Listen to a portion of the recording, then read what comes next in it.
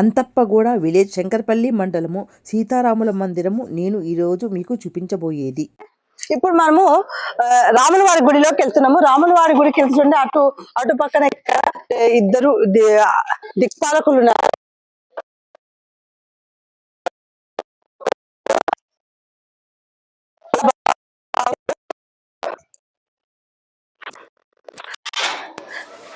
మనం ఎంటర్ అవ్వగానే ధ్వజస్తంభం ఉన్నది చూస్తున్నారు. ఇది రాతితో ఉన్నది.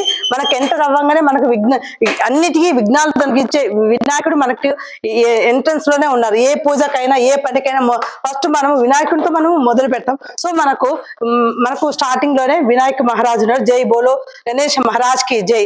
ఇప్పుడు మనం లోపలికి వెళ్తున్నాము. మనం ఎంటర్ అవ్వగానే గుడి పక్కన ఇక్కడ సూర్య భగవాన్ చూస్తున్న ఎంటర్ అవ్వగానే మనకు సూర్య భగవాను దర్శనం ఇచ్చారు. చూస్తున్నారు కదా సూర్య భగవాన్ అనేది చాలా తక్కువ ఉండడము. ఇక్కడ మొత్తానికి విగ్రహమే పెట్టారనమాట. ఈ చూస్తున్నారు ఎంత బాగున్న సూర్య భగవాన్. ఇక్కడ సత్యనారాయణ స్వామి అంట. అన్నవరం సత్యనారాయణ స్వామి గద పట్టుకొని ఎంత బాగున్నారు చూడండి. స్వామి అన్నవరం సత్యనారాయణ స్వామి అంటున్నారు. రుక్మిణి పాండురంగ స్వామి అంటారా. ఇక్కడ వచ్చేసి విగ్రహాలు కూడా చాలా బాగున్నాయట. వెంకటేశ్వర స్వామి, తిరుపతి వెంకటేశ్వర స్వామి చాలా పవర్ఫుల్. చూడండి ఎంత బాగున్నారు అసలు. ముఖం గాని దీంట్లో తేజస్సు గాని చాలా బాగున్నారు. ఈ చుట్టుపక్కల కూడా మొత్తం గుడి చుట్టూరా అన్ని అన్ని అవతారాలతో ఉన్నారు. లక్ష్మీ నరసింహస్వామి, వరాహ స్వామి, ఇట్లా మొత్తం అన్నమాట అన్ని దేవుళ్ళు ఉన్నారు. గుడి మొత్తం గర్భగుడి రాయితోటే కట్టినారు. చూస్తున్నాం అంటే ఏకశిలనా? మొత్తం ఏకశిలనా? లేదు. ఇక్కడ వచ్చేసి రాముడు, పరశురాముడు, దాని తర్వాత వామనుడు, మొత్తం ఈ గుడి ఎంతమంది రాముడు అన్ని రాముళ్ళు చుట్టూరా అమర్చినారనమాట. సో ఇక్కడ వచ్చేసి లక్ష్మీ నరసింహస్వామి. మనకి రుణ బాధల్లో డబ్బులు ప్రాబ్లమ్స్ ఉన్నా కూడా ఈ లక్ష్మీ నరసింహస్వామి దగ్గరకు వస్తే ఆ ప్రాబ్లం తీరుతుంది అనమాట. సో అన్ని దేవుళ్ళని ఇక్కడ అన్ని చూసుకోవచ్చు అనమాట. మనం చూస్తున్నాం కదా పాలరాతితో రాధాకృష్ణులు ఉన్నారు.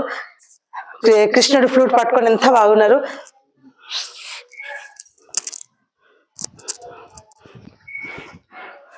అనంత పద్మనాభ స్వామి పడుకొని ఉన్నారు. ఎంత బాగున్నారు చూడండి. అనంత పద్మనాభ స్వామి అంట. దత్తాత్రేయ స్వామి అంట. ఇక్కడ వచ్చేసి చూస్తున్నారు కదా ఎంత బాగున్నారో. సో మనము ఈ గుడికి వచ్చినాము అంటే అన్ని ఒకటే చోట మనం అన్ని దేవుళ్ళని దర్శనం చేసుకోవచ్చు. ఈ గుడికి కూడా మనకు స్టార్టింగ్ లోనే సరస్వతి మనకు ఎంటర్ అవుతుంది. మనకు లోపల వచ్చేసి పాలరాతితో ఉందన్నమాట. రాముడు, లక్ష్మణుడు, సీత, ఆంజనేయ స్వామి పాలరాతితో ఉన్నది. మనకు ఎదురుగానే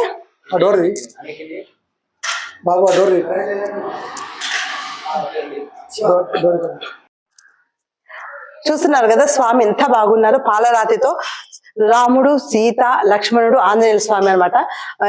జీవకళ ఉట్టి పడుతున్నట్టుగా ఉంది. చాలా బాగుంది అనమాట. మనకు రామచంద్రుడు, సీత, లక్ష్మణుడు దర్శనం ఇస్తున్నట్టుగా ఉంది. మనకు రాముని గుడి పక్కనే వినాయకుడు దర్శనం ఇస్తున్నారు. చూసిన వినాయకుని విగ్రహం ఉన్నది. మళ్ళా రాముని గుడికి ఎదురుగానే ఆంజనేయ స్వామి ఉన్నదన్నమాట. చూస్తున్నారు ఆంజనేయ స్వామి, రాముని బంటు ఆంజనేయ స్వామి ఇక్కడ ఉన్నారు. సో మనము ఈ గుడి ఇంత బాగుంది. ఇంత మంచి చరిత్ర గల గుడిని ఎవరు మిస్ అవ్వద్దండి. చాలా అంటే చాలా బాగుంది. ప్రతి ఒక్కరూ ఈ ఊరికి రండి, వచ్చి విచ్చేయండి. ఇంతమంది మనం ఒక్క గుడికి వచ్చినామంటే అన్ని దేవుళ్ళని దర్శనం ఒకటే ఊర్లో చేసుకోవచ్చు అనమాట. అంతా బాగుంది. మీరు చెప్పండి మేడం గుడి గురించి చెప్పండి అనమాట. ఈ గుడి గురించి మేడం, మేము ఈ గుడి కట్టడానికి కారణం ఏంటంటే భద్రాచలం మన సీతారాముల కళ్యాణం అప్పుడు శ్రీరాములకి భద్రాచలం పోయినాం ఒకసారి.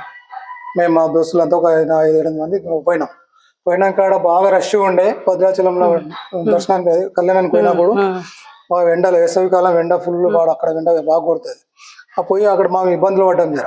మరి ఇంత దూరం రావడం ఎందుకు, మన తానే శ్రీరామనవమికి మనమే కళ్యాణం చేసుకుంటే బాగుంటుంది అని చెప్పి అప్పటి నుంచి ఇక్కడ వచ్చి మాతానికి వచ్చి ప్రతి శ్రీరామనవమికి కళ్యాణం చేసుకుంటూ వచ్చినాం.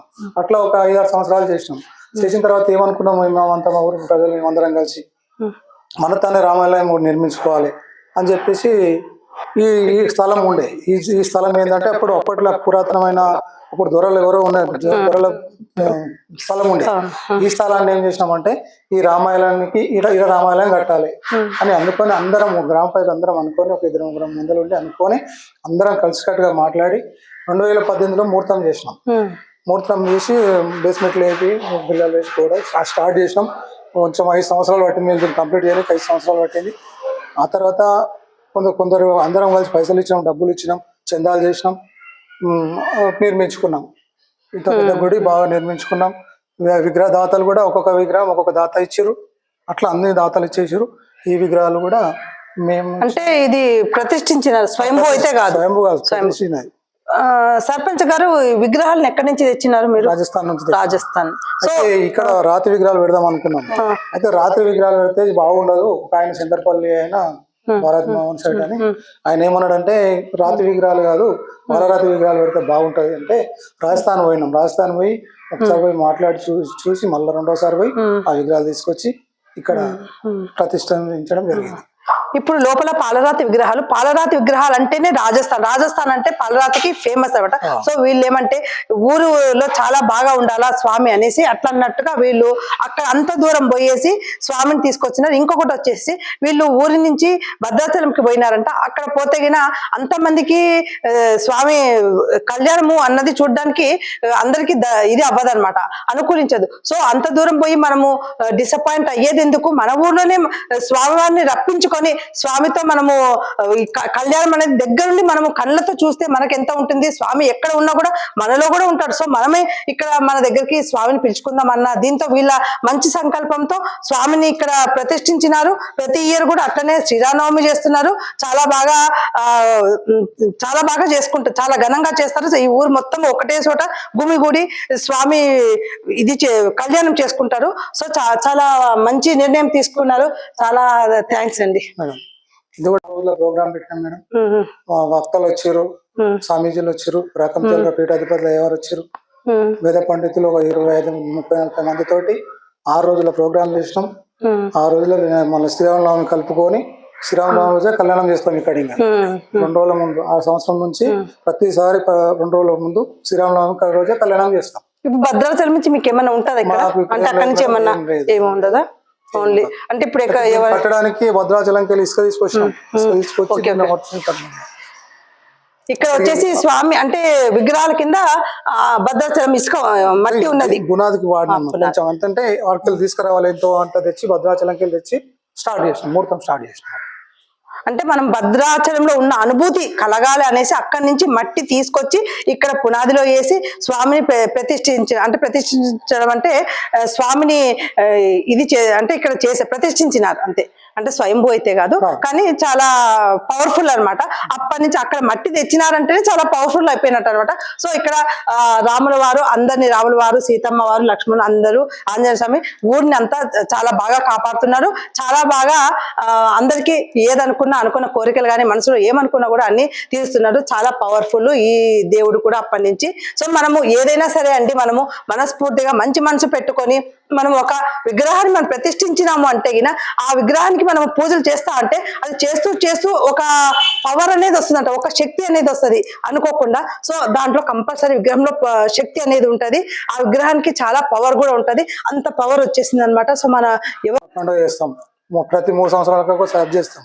ఇప్పుడు సంక్రాంతి అయిపోయిందడివే అక్కడ శివాలయం ఉన్నది, బ్రహ్మానంద ఆశ్రమం శివాలయం ఉంది. అక్కడ సంవత్సరం కళ్యాణం జరుగుతుంది అక్కడ కూడా.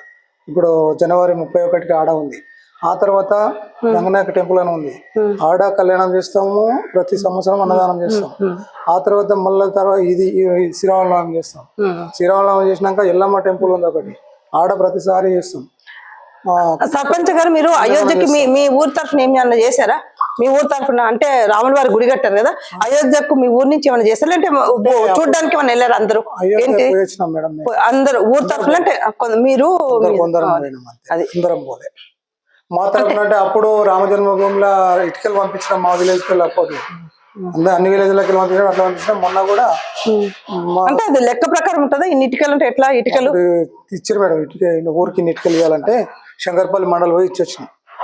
ఈ ఊరు నుంచి కూడా ఇటుకలు పంపించినారంట, అక్కడికి రామ మందిరానికి పంపించారంట. సో ఎంత ఇది చేసుకున్నారు వీళ్ళు, పుణ్యం చేసుకున్నారు. రామభూమి అంటే జన్మ అక్కడికి పంపించినంటే ఇటుకలు చాలా గ్రేట్ కదండి. ఓకే, ఈ గుడి ప్రత్యేకత ఏమిటి అంటే ఇప్పుడు మన రాముల వారు ఉన్నారు కదా, రాముల వారి చుట్టూరా అనమాట దశావతారాలు ఉన్నాయన్నమాట. ఎక్కడా లేదనమాట, ఏ గుడిలో అయినా ఉంటాయి కానీ గుడి మెయిన్ గుడికే, గర్భగుడికే దశావతారాలను పెట్టారు అనమాట. ఇది రాయి కూడా ఏం రాయండి? రాయి నంద్యాల తెచ్చినాం. నంద్యాల నుంచి అంట, అలగడ్డ, నంద్యాల ఆలగడ్డ రాయి అంట. చాలా బాగుంది రాయి కూడా. నేను చూపించిన సీతారాముల వారి గుడి ఎంతమందికి నచ్చింది, ఎంతమంది చూసినారు, నచ్చితే కమెంట్స్ రూపం ద్వారా చెబుతారని అనుకుంటున్నాను. నచ్చితే లైక్ చేసి, షేర్ చేసి, సబ్స్క్రైబ్ చేయండి. కొత్త వాళ్ళైతే లైక్ కొట్టడం మర్చిపోవద్దండి please. Thanks for watching my channel.